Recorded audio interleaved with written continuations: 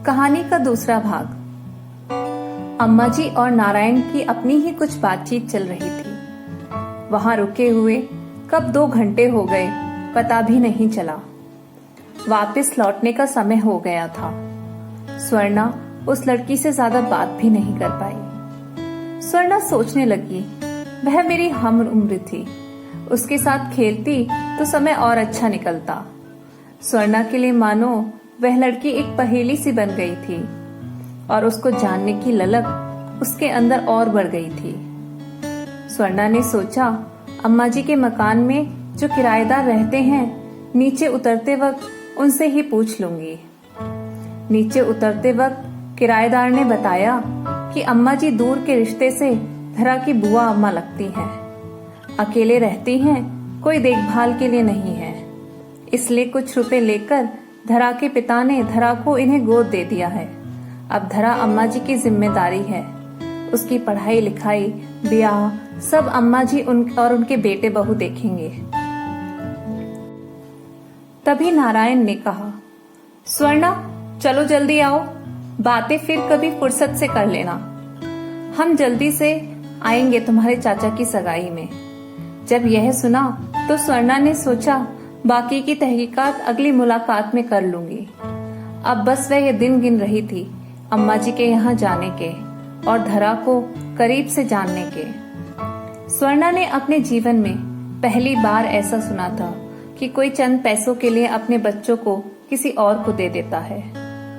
मेरे पापा के लिए तो मैं कितनी खास हूँ, उनकी जीवन का अहम हिस्सा हूँ। क्या धरा को ऐसा महसूस नहीं होता होगा कि कैसे उसे किसी और के यहाँ इतनी छोटी उम्र में सारा काम करना पड़ रहा है? क्या उसे अपने परिवार की कमी नहीं खलती होगी? इस बार स्वर्णा का पूरा परिवार अम्मा जी के यहाँ जाने वाला था। 2 हफ्ते बाद सगाई थी।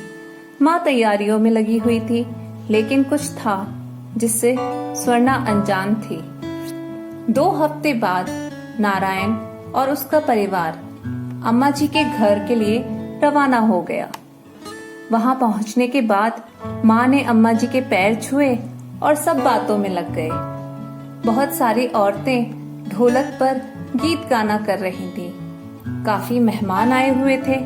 घर से 2 घर छोड़ के हलवाई मिठाई पकवान बना रहे थे। घर में बहुत रौनक थी। तभी स्वर्णा की नजर धरा पर गई तो देखा वह सबकी आव भगत में लगी थी और बार बार ढोलक की ताल पर ठुमके भी लगा रही थी। बीच बीच में अम्मा जी की जी हजूरी भी करती और कभी औरतों के बीच बैठ के गाने गाने लगती। उसका यह चटपटा रवैया देखकर उससे जानने की ललक और बढ़ गई और स्वर्णा ने अपने कदमों को उसकी ओर बढ़ाया और कहा, धरा मैं स्वर्णा हूँ, पिछली बार तो मैं तुमसे मिल ही नहीं पाई। स्वर्णा के इतना कहते ही उसने उसे गले से लगा लिया और कहा, कोई नहीं, अब मिल लेते हैं। और धरा ने स्वर्णा को जोर से गले से लगा लिया। स्वर्णा ने धरा को थोड़ा भावुक पाया। शायद मुझसे मिलकर उसे अपनी बड़ी बहन की याद आ गई होगी। स्वर्णा ने उसे माँ से भी मिलवाया। स्वर्णा ने कहा, धरा तुम्हें यहाँ अजीब नहीं लगता है बिना अपने परिवार के? उसने जवाब में कहा, कुछ दिन तो लगता था, लेकिन अब आदत हो गई है। मुझे यहाँ किसी बात की कमी नहीं है।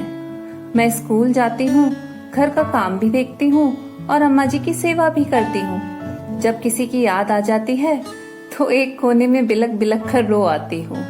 लेकिन धरा तुम बहुत छोटी हो, इतना सब कैसे मैनेज कर लेती हो? कुछ समझ में नहीं आता है। क्या तुम मेरी दोस्त बनोगी? जब भी तुम्हें कोई परेशानी हो तो मुझसे बेझिझक बताना।